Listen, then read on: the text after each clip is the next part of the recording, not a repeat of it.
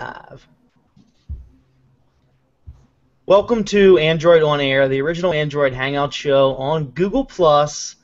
I'm Derek Ross, and I'm joined by Dan Charlton, Jonathan Franklin, and Steve Albright. Guys, welcome back to the show. It's good to be back. Yeah, it's been a good little hiatus for us. So. Yeah, and I don't know if I should call this Android On Air episode 1 because we've been away for so long, or if I should call this episode 75 because we did 74 previous episodes talking about Android here on Google Plus and YouTube. We were actually the first Hangout show on Google Plus to talk about Android. Scott Anderson and I started this thing, Mobile World Congress, but 2 Mobile World Congresses ago, I guess. Yeah. And it was a long time ago. Yeah. And we did it for, like I said, 74 weeks, and throughout that time, Dan joined up and gave us some nice insights, and John joined up. Scott can't be here tonight. He's actually busy, but Steve Albright, a fellow colleague of mine at Fandroid, is joining us today. So, yeah, this is episode 1 for me. So. Yeah. It's season 2, episode 1. Yeah, this is season 2. Remember we talked actually about doing that once we hit a year? Oh, yeah, season 2. Anyway, so for those of you that aren't aware of who we are, Dan, why don't you give a brief shout out and tell us about yourself? Yeah, so I started off in Android working way back with the original Evo, doing kernel development, and I worked on kernel development for a while after that, supporting lots of different HTC devices. I've gotten out of that as I've gotten into doing more software development at work and don't really want to come home and keep coding all day.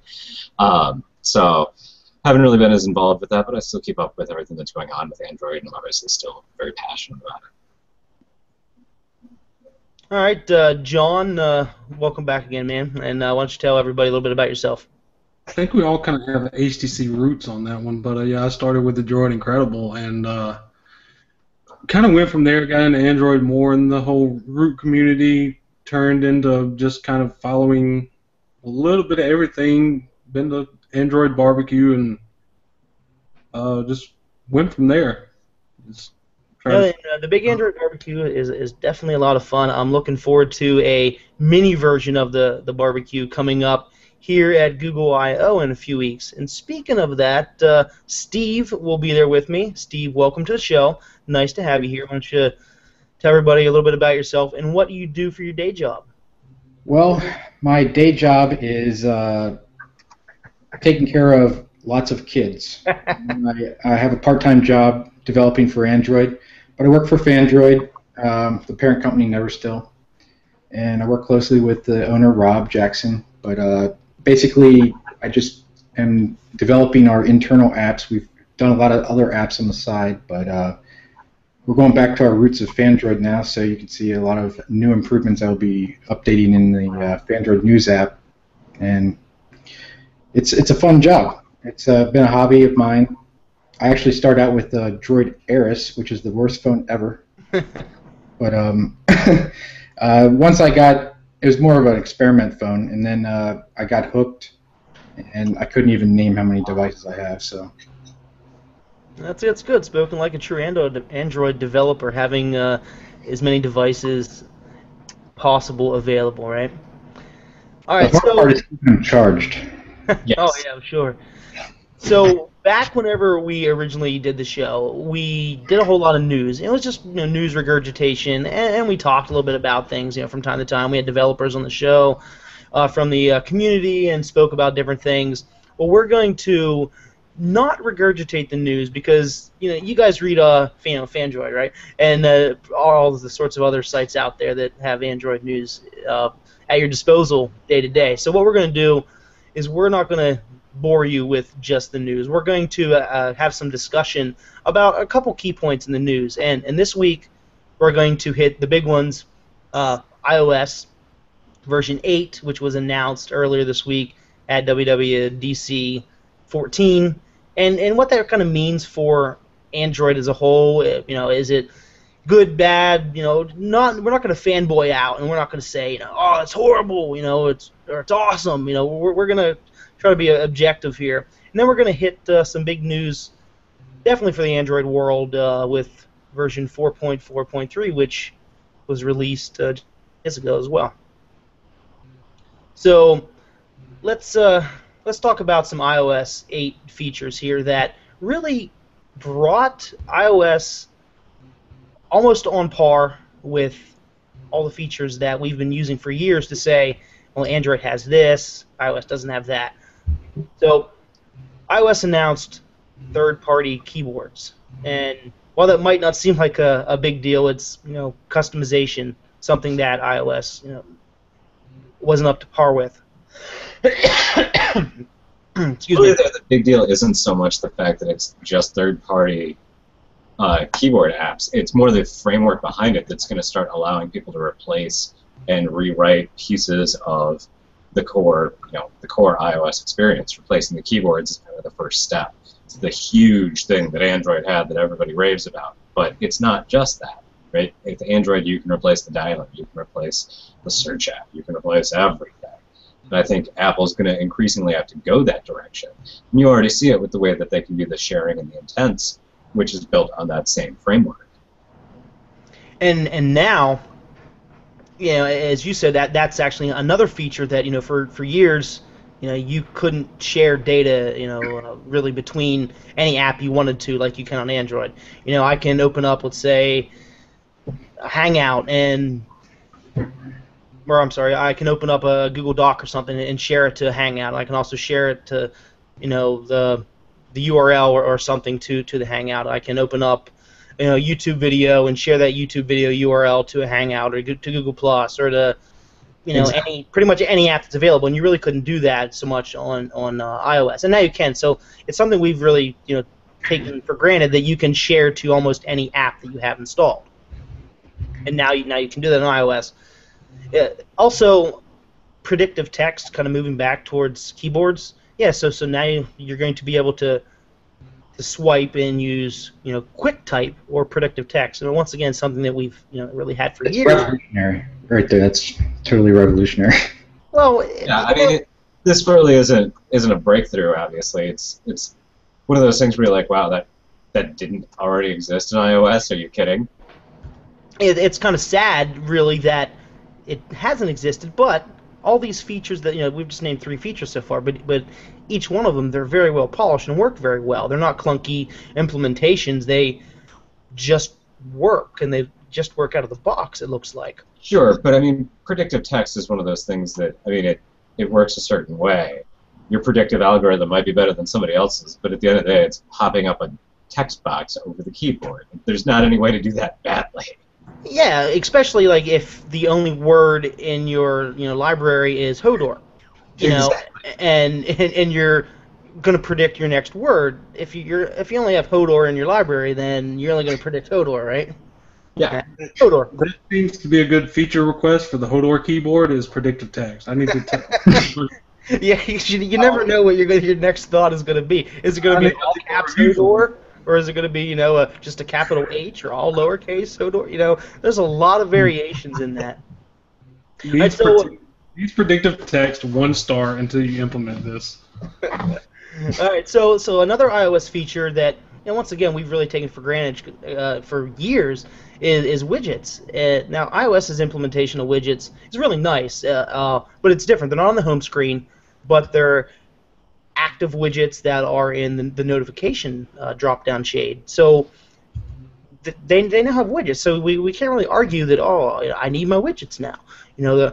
John, you were talking about a Sports Center a widget you saw that was pretty nice. Yeah, they demonstrated they demonstrated Sports Center and weather and a couple other widgets, but they also showed how you can edit. And you basically can just scroll down and you'll see a box where you can go in and edit and rearrange them, which ones you want to see, and it'll alert you if a new app has a widget available. Then it will actually notify you there that you're capable of adding another one, or you can dismiss it and kind of reorganize. And they are actionable, they're full-featured widgets. They were showing off an eBay widget where you can actually increase a bid directly from the notification area and things like that. And that gets me to the next point, John, is actionable notifications. iOS now has that. And some of them are even better. Like, you don't really have to open up the app to reply to a message. You can do it right from the actual notification.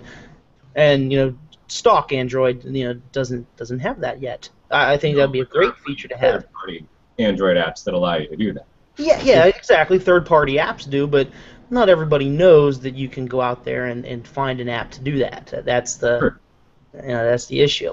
We don't need to go over every single one because there's a whole lot of different ones. A very interesting one is a lot of people are loving is the fact that you can make iMessage, phone calls and texting from all your devices and have it pretty much be active on your your laptop or your tablet or your phone. Now, yes, in a way you can do most of that on Android with Google Voice or with Hangouts, which are soon to eventually become the same thing. But right now, with Google Voice, yes, I can get a phone call on when my phone rings. On my phone, my computer rings, so I can answer and receive text messages on my computer, on my phone. My tablet, I can do text. I can't really make phone calls yet, so they still have us a one-up on us there with their whole iMessage across the board. And I really think that's a great feature that I'm really hoping comes down the line when Hangouts and Google Voice merge all the things and become some badass application of awesome that we really don't know when's going to happen yet. I don't know. I think that was really a lot more targeted at WhatsApp than necessarily Google or Google Voice. Because WhatsApp is cutting into the whole messaging market pretty hard right now. Yeah, and I would equate like iMessage's features as far as integrating with your desktop probably more with like what Motorola Connect is doing with the Chrome extension, because Google Voice is very country specific because they have to buy a phone number to give to you, and it's a forwarding number, and kind of have it's not something you're going to be able to do in every country like you can do over data, but syncing up with your device over Wi-Fi or Bluetooth is pretty much straightforward because you don't have to put a user through the point of getting another number, telling everybody what your forwarding number is, getting them to cross over to that, and then making sure that it plays all nicely together. It just kind of exists exactly the way you're doing things now and adds on to it. So yeah, short term, So iOS 8 has some really interesting tools, for developers. So something once again, we kind of take advantage of on iOS. Or I'm sorry, on Android that iOS just got is application preview videos. So when you go to Google Play right now, a lot of apps will have a demonstration video right there, so you can see what the app's all about. iOS didn't really have that before, and now they do. Hurrah! And also they're able to beta test apps, similar to how some apps, let's say like Nova Launcher, has a Google Plus beta community. If you join the community and you enter the program, you can then get beta updates, official installed through the Play Store. And iOS now has something similar now called Test Flight. So that's a very, it's once again something that it's like, oh wow, you don't have that, but that's great that you do it. It's adding more polish and bringing iOS up to speed. But to get more into the nitty gritty about some of the features about really what iOS is doing better. John, you want to talk about some of those? Yeah, it's we cover all the features and everything, and one of the more important things is kind of how it ties together and how you can get average users to really adopt it easily. And I think that's one area where they're probably going to do really well at. If you look at iMessage, it's really similar to what Palm was kind of aiming for back in the day with Synergy to try to pull everything together cleanly. But you have iMessage that really integrates their side, their back end of iMessage being able to provide to other iPhone users, iPad users, messaging pretty seamlessly over the cloud. And if you have somebody on SMS, you'll have like a green indication that they know, they're in an SMS conversation. But it all happens pretty much invisibly. And this is something that Hangouts has been aiming for, but it's been kind of clunky for the last couple of versions, especially. Google's cleaned it up since they first released Hangouts. And really, Hangouts, so far, SMS integration is only available on Android as well. iOS, it doesn't perform as an SMS client yet either. So for that, they can pretty much... Is that due to the limitations of iOS, or is that just because Google didn't... That's actually a good question, because I'm curious. I mean, I don't think you could set Hangouts as a default SMS app. I don't know if it would allow you to... I guess you would... I think you have third-party SMS apps on iOS, don't you? I mean, do... Yeah, but you have to, manually go. I honestly didn't know that you could. I didn't think that Apple let applications view your text messages. They may not. I can't... to be honest, I can't remember. You know what? I think I'm right. I'll tell you what. If you're watching, anyone use an iPhone here?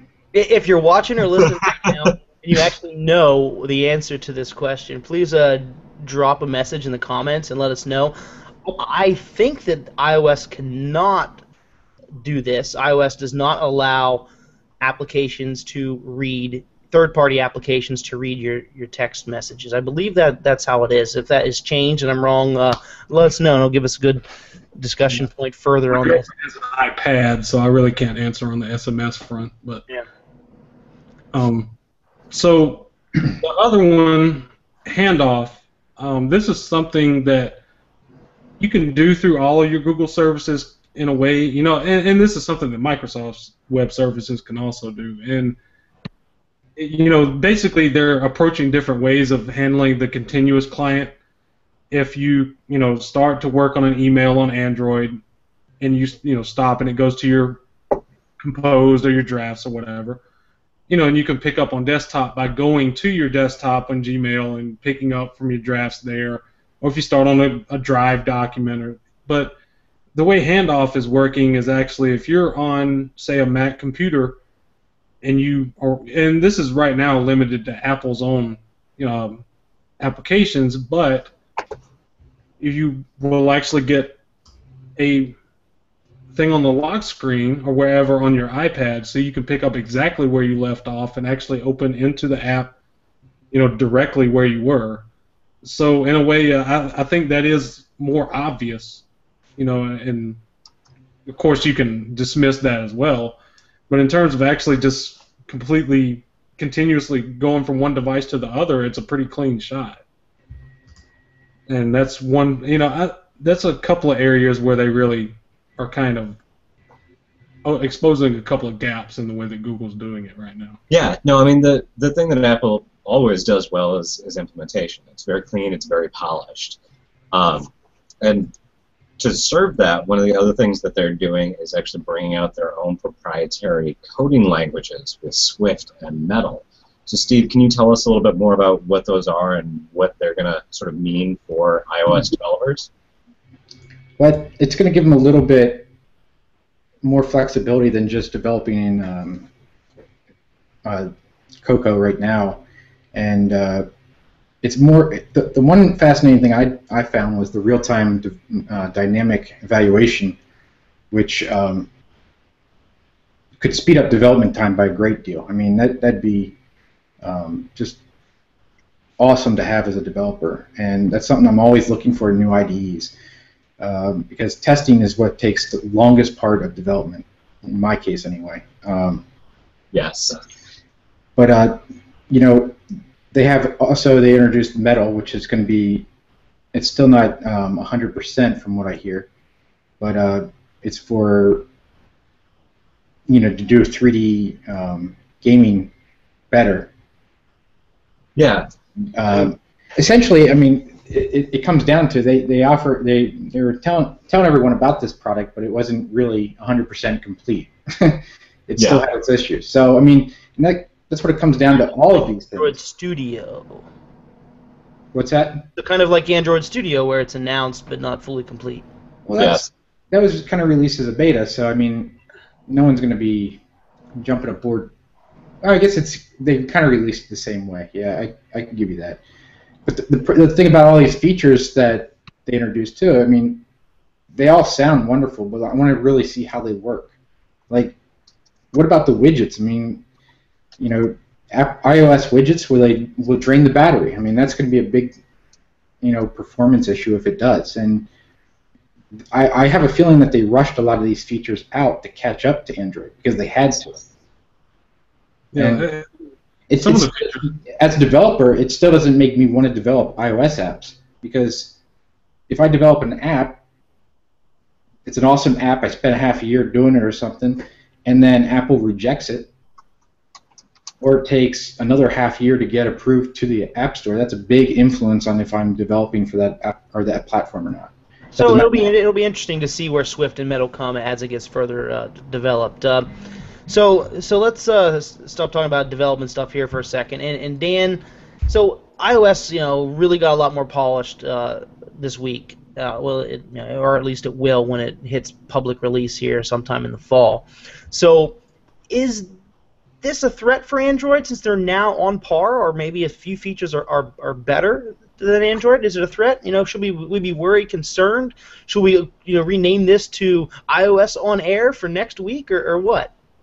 No, I really don't think it's that much of a threat. I mean, they are doing a lot to catch up to features that Android has had for a long time.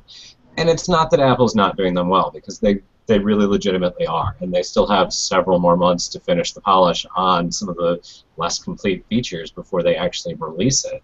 But Google is also putting out their own updates, you know, as we speak with 4.4.3, but Google I/O is right around the corner. So it's not like Google's not going to have their own updates. I mean, yeah, it's awesome. Apple's catching up to where Google was the last time they updated their operating system, sometime last year. And they're about to release their own updates. Does anybody think that Google's not going to add nice, new, nifty features that make stuff better? Of course they're going. Hopefully they leapfrog, right? Yeah. Yeah, so sure, Android or iOS is catching up to Android, but it's not like Android's standing still. Agreed. Sure. The iOS platform didn't really expand too much over the last year, but then this update that they released, they added all these new features. It's kind of interesting on how they did that. It makes me wonder if they had this planned a while back. And, you know, iOS 7 was obviously a very big design upgrade for them. You know, if they weren't kind of waiting to get a lot of these features out and sitting on it for a finalized, you know, it makes me kind of curious because it seems like the Tim Cook Apple is more open to actually competing in arenas that they previously weren't. And it kind of makes me curious about the strategy because he actually seems to be much more responsive to things like this instead of kind of taking a caustic, elitist mentality about every single thing. Even though they talk tough at the keynotes, but you know, it does seem like there are a lot more things that they're listening to now than in the past. Yeah, well, I'd say we move on to Android 4.4.3. All right, so it wasn't a major update, but who doesn't like a more stable Android experience? You know, I don't know about you, but I like bug fixes, especially one that's been in the making, you know, for a long time, it seems. So earlier this week, Android 4.4.3 was released to AOSP and Nexus devices and Moto X, Moto G, and Moto E devices. So what's it bring? Well, a whole lot of bug fixes. A couple highlights are a new dialer GUI. So it adds a little more color to the dialer, and changes the way the cards are viewed. You can actually move them around and so forth. So it's a lot more cleaner looking dialer. It kind of matches the way that some of the Google apps are going with the like the color bar at the top and so forth. It's just a minor GUI change, but it's nice. It's a nice change. The People app also got a slight GUI update as well, adding more color to the app. And in the changelog that was released on AOSP before it was taken down like a month or so ago, highlighted a whole bunch of fixes, bug fixes that mainly focused on stability, it seems, and battery life, such as the camera battery drain fix and a whole bunch of wake lock fixes that generated excessive battery drain. Some of them had to deal with the power manager service or Wi-Fi and Bluetooth bugs, as well as audio bugs on certain devices like the Nexus 5.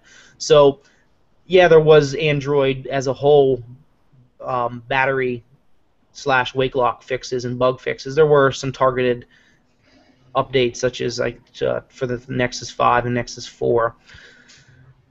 So, since we don't have a true change log of what from Google at least what actually was changed, user-facing changes versus a whole bunch of stuff under the hood, is there anything that you specifically noticed? One thing that I saw today on Google Plus is that kind of odd bug that if you had a Chromecast in your network and you were Chromecasting something, every once in a while in your quick tiles you would see like a cast icon appear, and you would click on it, and then you couldn't do anything with it, but it would show your Chromecast devices under the Mirrorcast menu. And everybody thought, oh, well, eventually you're going to be able to screencast, but it only pops up at random times. You might see it like once a week or once a month. Or you knew it was going to pop up sometime. You didn't know how to reproduce it. Well, I'll call it a bug. That bug that pops up the cast while you're casting, that kind of makes it seem like you can mirror your screen or mirror your phone or tablet. Well, it now says beta experimental feature or beta feature. Before it just used to just pop up. So the verbiage has changed to the fact that it's experimental. So that means more than anything to me that some type of mirroring to Chromecast is going to be coming. When they had to update the feature for some reason. They had to put in the line that says beta experimental feature. So the bug that we're randomly seeing, maybe sometime soon it'll get turned on, and we'll be able. Maybe it takes a Chromecast update or something to fully activate it. I don't know. Go ahead, Dan. Nothing. Just lots of potential changes. I think that this is kind of setting the stage for things to come at Google I/O. And even though that's only a few weeks away, and they're putting out updates just before it, I think this is kind of just laying the groundwork for what's and that very well could be the case. This could be just an incremental update because they had to get certain bugs fixed and they had to make some certain system changes before major design changes or system changes are going to come down the road. And before we get to that, let's talk about not only Nexus devices got updated this week. Like I said, the Nexus 4, 5, both the 2012 and 2013, as well as their mobile versions, received 4.4.3 and the Nexus 10. But Motorola devices, the unlocked Moto X as well as the G and the E, all received updates. And one M8 received an update, but it downloaded, and I went to install, and it's failing. So I haven't had time to investigate. Yeah, you're right. Google Play Edition devices all received. I forgot to mention that all Google Play Edition devices received updates as well. But what's really interesting about this, though, is that Motorola's track record with these type of updates is amazing. Within a few days of AOSP launching, they pushed out KitKat to the Moto X. They actually beat the Nexus 4. And this time around, they did the same thing again. A day after AOSP, a day after Google pushes binaries, and I believe only like the Nexus 7 people were reporting it was getting it. Motorola announces that 3 of their devices are going to get it, and then that day, boom, all Nexus devices start getting the updates, and all the new Motorola devices start minus the Droid started getting the updates. To be fair, they're the company. They're the company with the most vanilla Android release. So you got to look at that. Like Samsung and HTC, they have a lot more work to do just to get an update out, and I think that's why they're moving to more of a Android vanilla theme. And I don't know if they'll ever get completely away, but they have been cutting a lot of features recently in their later updates. But you're exactly right. They have a slim stock experience. The very few updates or tweaks to Android they do have, enhance the Android experience instead of bastardize it, and they're very minimal. And they honestly look like they're baked into stock. It's not like an afterthought. They're in there. The average person would look at it and assume that every device has these.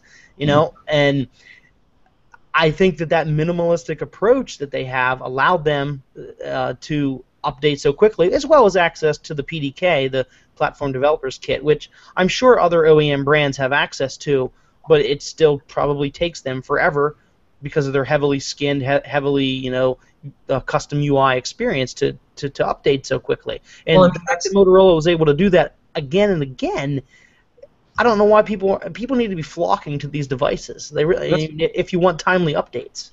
I mean, the Google Play devices make that even more obvious, where you've got the HTC One Google Play updated already. The HTC One not Google Play, still waiting. I mean, it's pretty obvious that it's their software that is getting in the way.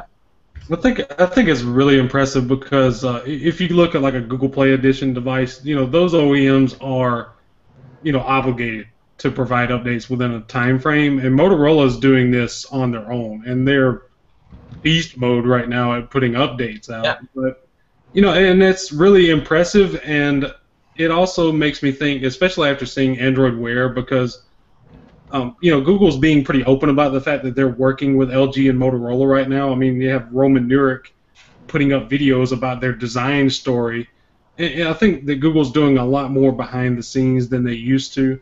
They seem to be taking an active approach to trying to ensure that users aren't as pissed off and just throwing stuff out at the Nexus. The Nexus is great, but the Nexus also kind of serves to make everybody else look bad because they push it so quick.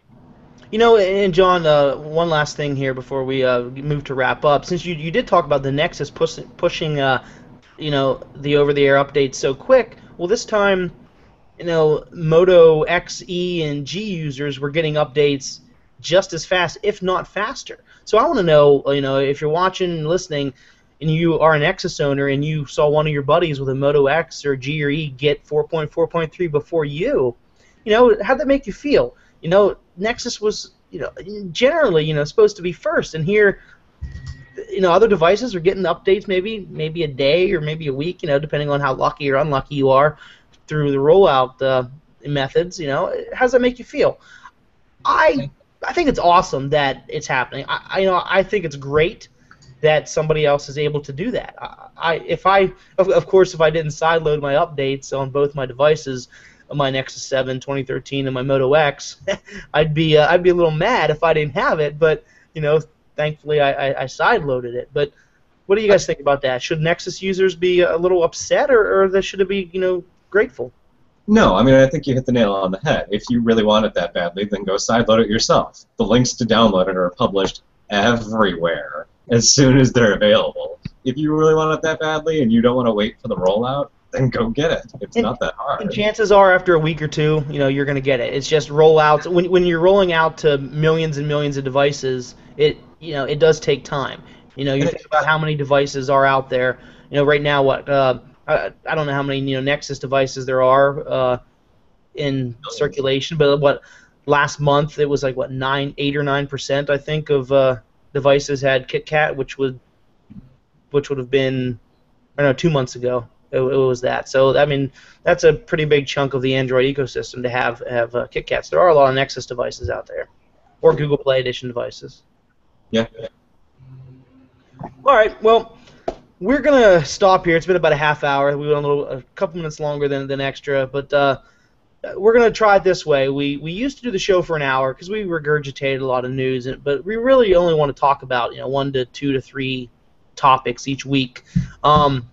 So thanks again, guys, for watching us, for listening later, for watching later on YouTube, for listening later if we have time to turn this into a podcast. It's a lot of fun. Like, it's been since last August since we've done this. It's been almost a year. It's been like 10 months, guys. Now we had a question earlier about where's Scott Anderson. Scott wanted to be here. He actually joined the pre-show when we were getting ready to talk about stuff, and he said, hey, I gotta go paint my basement. I'm a big bad homeowner now, so he had to go paint his basement, and that's okay. He's gonna try to join us next week. But thanks for watching, and if you want to find me on the interwebs and you didn't find this from me already, you can check me out on fandroid.com. When I have time, I write from there from time to time, as well as Google+. I'm a big Google+, I don't know, fanatic, I guess is the word. Google.com/plus Derek Ross. It's also down there in my tagline over here somewhere. And Dan, how can we get a hold of you when we're not stalking you through the Hangout? Stalking me through the Hangout's probably the best way. Didn't you have a stalker when we did this show before? I think so, yes. We won't get into that right now. So Dan's also on Google+. He doesn't really talk about a whole lot of Android on Google+, though, but you should check him out there. He's a smart guy. He's one of the smartest guys I know. John, how about you? How can the fans reach you? Same, mostly active on Google+. I kind of spray all over the place, but I've been known to go pretty hard in the paint myself, so definitely hit me up on Google+. And Steve Albright, when you're not coding away, where can you be found? Usually over top of a shitty diaper. Steve has a lot of kids, and if you want to get a hold of me, just send me a letter, USPS, and I'll respond. Postal send letters. No, but I'm on Google+, I guess, and I send a tweet out once in a while, and I talk about stuff that no one cares about on Facebook, and that's pretty much it. You can find me in Android forums too. I hang out in developer chat. There you go, Android forums. You got to plug the Android forums. All right, guys. Thanks for watching. John, Steve, and Dan, thanks for being here. It was great. Scott, we missed you, buddy. All right, guys. Have a good night, and hope to see you next week.